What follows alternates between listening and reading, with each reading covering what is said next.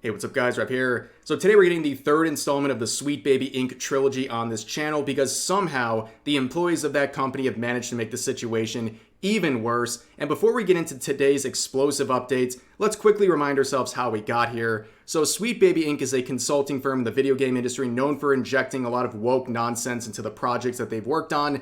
And despite only starting in 2018, their client list includes a lot of major studios in the industry. And a user on Steam, as a result, created a group called Sweet Baby Inc. Detector that simply tracks the games that this company has worked on. And after discovering this group, recently some of the employees of Sweet Baby Inc. launched a harassment campaign against this Steam group as well as its creators. Because apparently the thing that makes them most scared in the world as Sweet Baby Inc. is players discovering what games they've worked on. Well, that was the story up until now. Here is the latest update. The page, the Steam group, has now reached over 100,000 followers as reported by its creator, Cabrutus, here on Twitter. A very big accomplishment showing how much people are rallying behind this whole situation. And here's an update from one of the employees behind the harassment campaign. This was a tweet made quickly before they took a hiatus on Twitter. It said, "I don't care about somebody disagreeing with the company. I care that this is an extension of targeted harassment campaign against me and my peers." Well, I guess it takes one to know one when it comes to a harassment campaign, because this was one of the main people behind the harassment campaign trying to report and harass the creator of the Steam group and the Steam group page itself. Well, here's an update on that user. They have been locked out of their Twitter account for a week because, whoa, who would have guessed? Launching a targeted harassment campaign against another user would violate Twitter's rules against targeted harassment. Well, here they are on Blue Sky crying about getting suspended, which is a place where every person goes when they're getting bodied on Twitter. They go over to Blue Sky where no one's going to see it because nobody's using that app. But moving forward, there's another individual who has injected himself into this situation, and a lot of people are clowning on this guy named Grant K. Roberts. He made this tweet responding to all the criticism that Sweet Baby Inc. has been facing recently, saying, "The cool thing about liking video games is that you can go play video games instead of joining a weird cult and being wrong about everything." Wow, that's very disparaging against gamers. I wonder what company he's worked with. Oh, Sweet Baby Inc., who would have known? Yeah, it's ironic that this guy who embodies wokeness would talk about gamers being in a cult. I mean, just look at his bio, for example. Like, this guy's telling you about cults? Come on now. But here are some of the responses. This is not like a selected group or a curated list of responses. This is just the top replies I saw to his tweet, and they say everything that I'm going to say. They cover it very well. So let's read a few of them saying, "Dude, we're trying, but there's this weird company that gets hired to make games unlikable. The weird cult you joined tried horning in on our territory.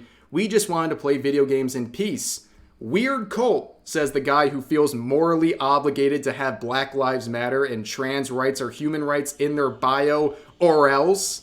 "Good observation. You should try that. I'm not playing the games you have a hand in." Yeah, like I said, this pretty much sums up the responses people are having to this tweet. But looking at this individual further, the memes and jokes just write themselves. But he has this picture here showing his participation with Rocksteady and Suicide Squad Kill the Justice League. Now, the funny thing about this picture is the fact that he's standing in front of a shelf full of Suicide Squad games, and it doesn't seem like a single copy has been purchased, which is really reflective of the sales because it's been an absolute disaster. In fact, Warner Brothers has come out and basically said if we were a lesser company, we would be going under as a result of how badly this game has underperformed. But going forward, if you remember from my video a few days ago, my second video about Sweet Baby Inc., we have this Del Walker individual who was an employee at Rocksteady, the company behind Suicide Squad Kill the Justice League. And in a lot of his tweets, he has emphasized over and over again that Sweet Baby Inc.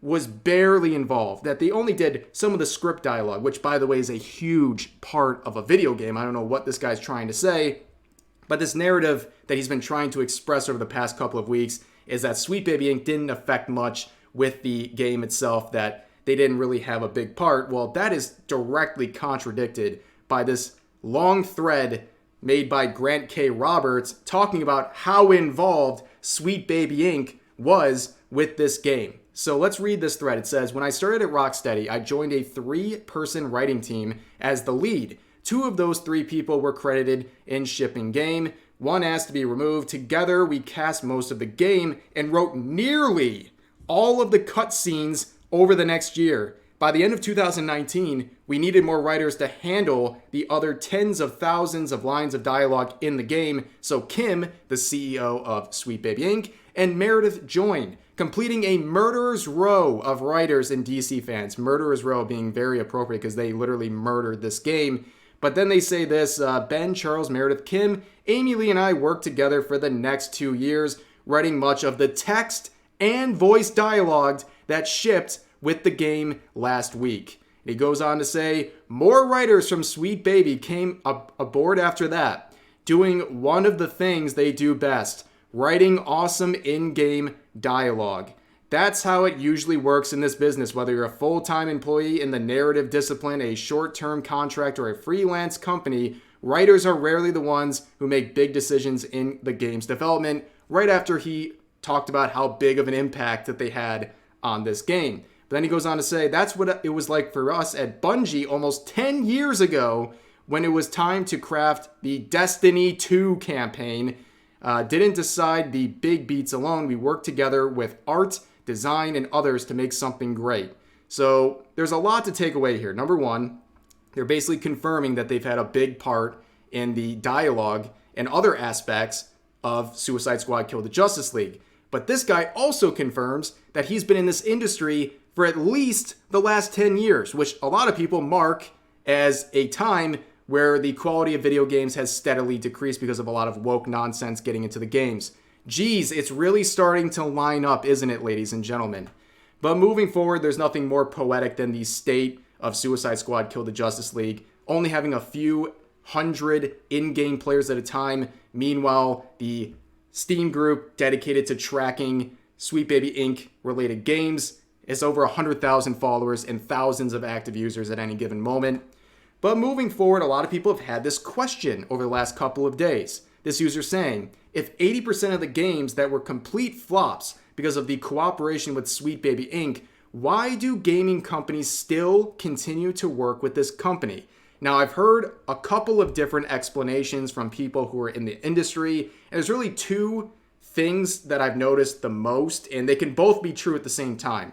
Number one, this is the result of a grift, because a lot of the people involved with Sweet Baby Inc. were involved with Gamergate and that grift. So basically, they have managed to convince these companies that they need to hire Sweet Baby Inc. And that's one of the reasons this might have happened. But the other reason that could also be true at the same time is that these companies get financial incentives and financial cutbacks for hiring companies like Sweet Baby Inc. And that's a very likely reality in this situation. And I think, like I said, both of these things I just mentioned can be true. But it also begs the question, how much of a break are they getting by hiring Sweet Baby Inc. when the games are underperforming this bad? It can't balance out.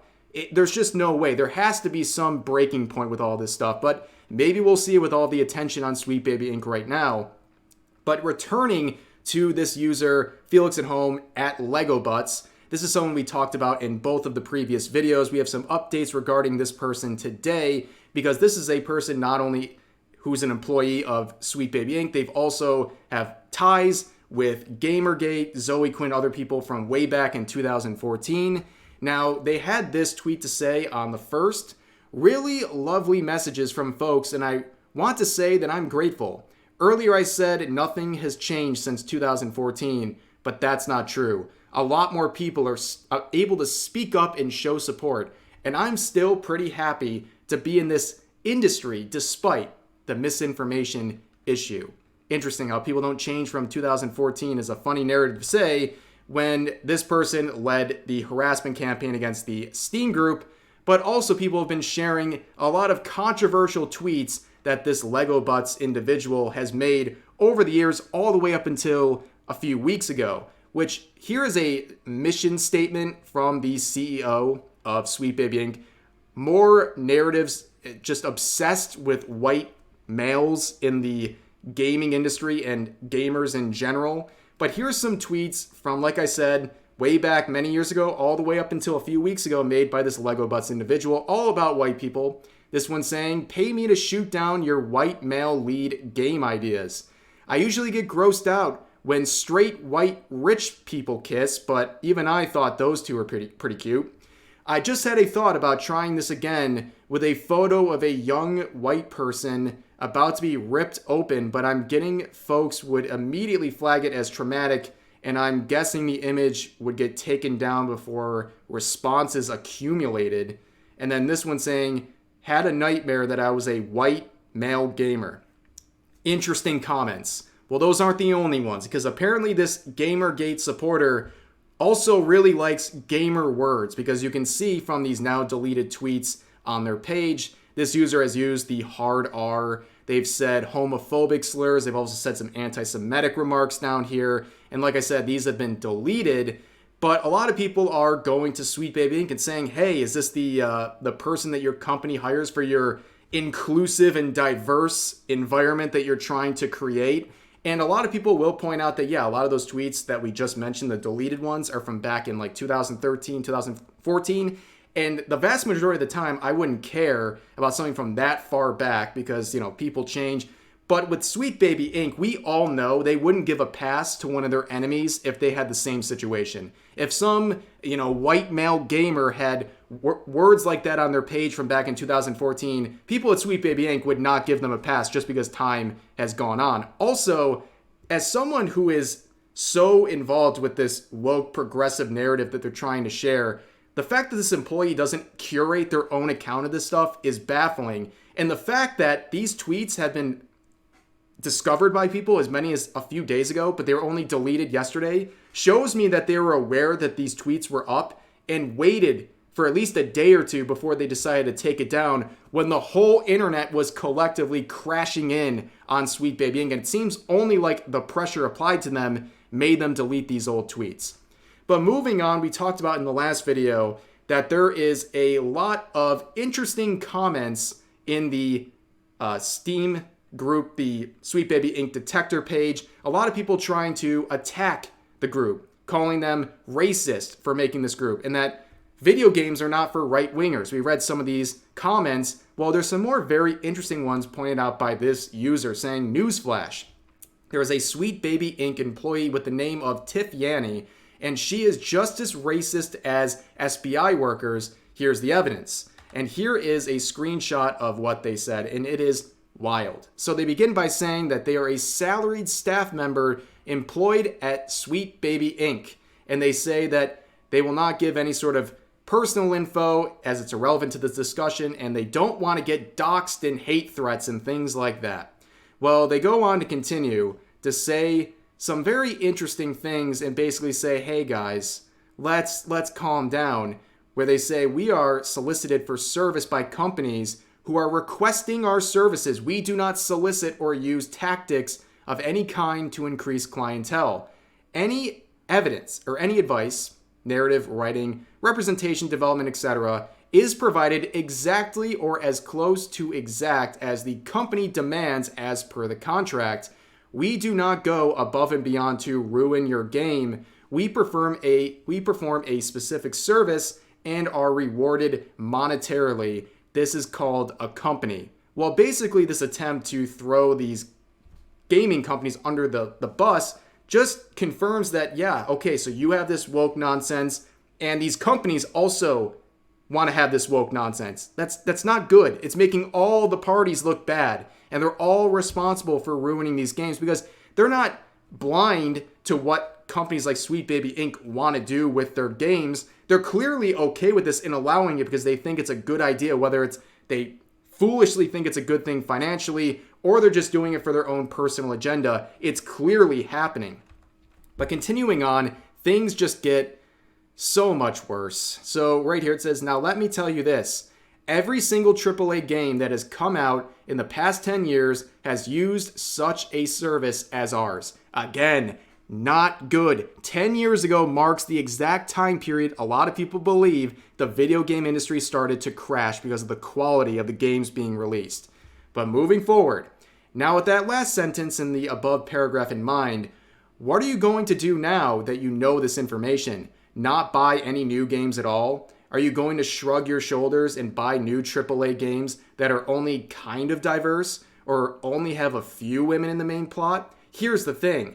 I'm taking a solid guess that the overwhelming majority of humans here are whites. Of course, there's nothing wrong with that in essence, but look at it this way. Here in this group, and people who support this group, are extremely overwhelmingly white males who have a patriarchal and racist view of the world. Some of you may not be Nazis. Some of you may hate Nazis. Some of you may hate women. Some of you may respect women. I can provide an infinite number of examples that will waste both of our times and not really get anywhere. Here's the main point I've been building up to. We live in 2024. The times have changed. This is no longer 1999, where gaming was full of overweight, smelly white nerds who couldn't get a girlfriend. Projection. Who, upon seeing the changing demographics in their countries, lashed out consciously and unconsciously throughout their favorite medium of escapism from reality, video games. As said, it's 2024. Gaming and the internet in general is no longer niche. Developers no longer have to use outdated racist and sexist modems to appeal to the target demographic of the 1999 crowd. Let me say it again in a different way. Gaming is no longer just for you. There are other people in this world that want to play video games and enjoy other such sources of entertainment.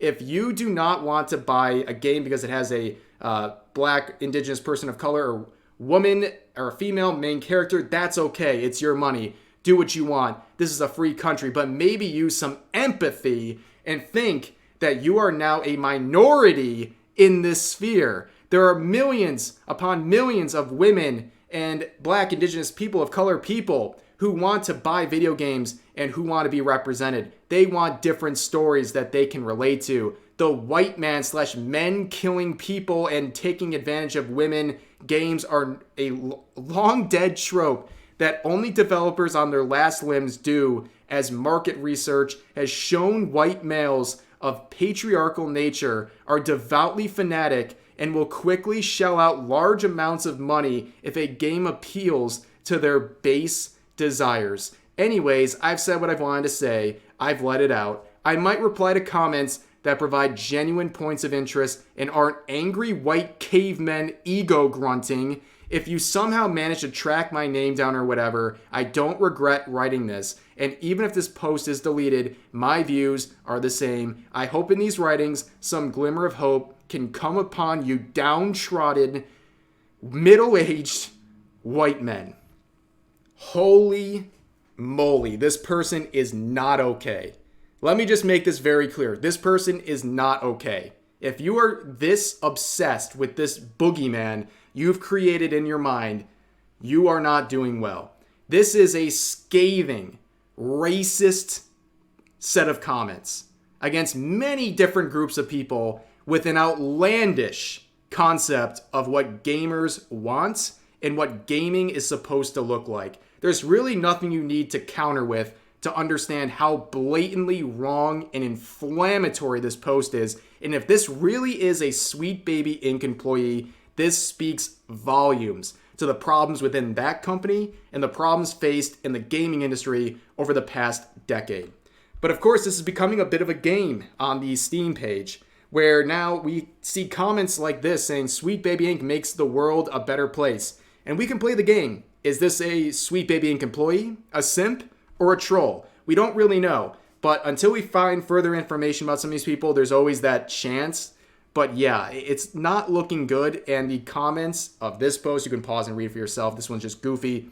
And of the last one, reflect a lot of the very public attitudes that have been attached to Sweet Baby Inc. employees and their supporters. So as a result of discovering Sweet Baby Inc.'s connection to the industry, a lot of people are doing their own research to find out, other games that are connected to this company, and this user has discovered that Xbox's Fable reboot is also a company connected to Sweet Baby Inc. As you can see right here on their page, Sweet Baby Inc. listed under the production companies, and ask yourself, is that very surprising?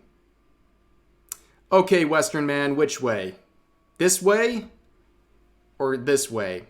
There's a reason why people are rallying behind games like Stellar Blade so hard. And it's not just the white man that the previous post was talking about. It's a lot of gamers across all kinds of walks of life because they want this and not this woke garbage that Sweet Baby Inc. is contributing towards. But yes, this has gotten so far out of control that people even loosely tied or even suspected of working with Sweet Baby Inc. are feeling compelled to come forward and make sure that people are not associating them with this company. And that includes one of the developers behind Starfield, because a lot of people are starting to look in this way and say, hey, maybe the failure of Starfield is connected to Sweet Baby Inc., where of course this guy comes out and says, for the record, Starfield was developed by the most wonderfully diverse team I have ever worked with. Old, young, female, male, non-binary, cis, trans, black, white, and every color in between. If Starfield feels diverse to you, that's the reason. The future equals hope for everyone. So they're trying to dispel any sort of a connection between their company and Sweet Baby Inc. while describing themselves exactly like the mission statement of Sweet Baby Inc. Yeah, not a good tactic. But now there's also a lot of accounts that are tracking future involvement with Sweet Baby Inc., including these companies that allegedly are going to be involved with Sweet Baby Inc. You can pause and look for yourself. A pretty important list of games, and some of them would not be surprising based on the ones that Sweet Baby Inc. has already worked with, but that's the situation right now. This is a PR nightmare. It's actually like Niji Sanji management levels of a PR nightmare, and it's that bad. And Sweet Baby Inc. is really, it's sinking right now. And how these companies respond to this very public outcry against Sweet Baby Inc. and anything that they're involved with, who knows? Who knows how they're going to respond? If they actually care about their bottom dollar, or God forbid, care about the gamers they're making these products for, maybe they will learn something from the situation. But I also doubt this is the end, because Sweet Baby Inc. continues to make it worse for themselves. And if they do, I'll be first there to cover it and share any sort of updates with you guys. But that's going to do it for today's video. I hope you guys enjoyed. I know it was a long one, so thanks for hanging in there with me. And as always, feel free to share your thoughts about today's topics in the comment section down below. And I'll see you guys next time.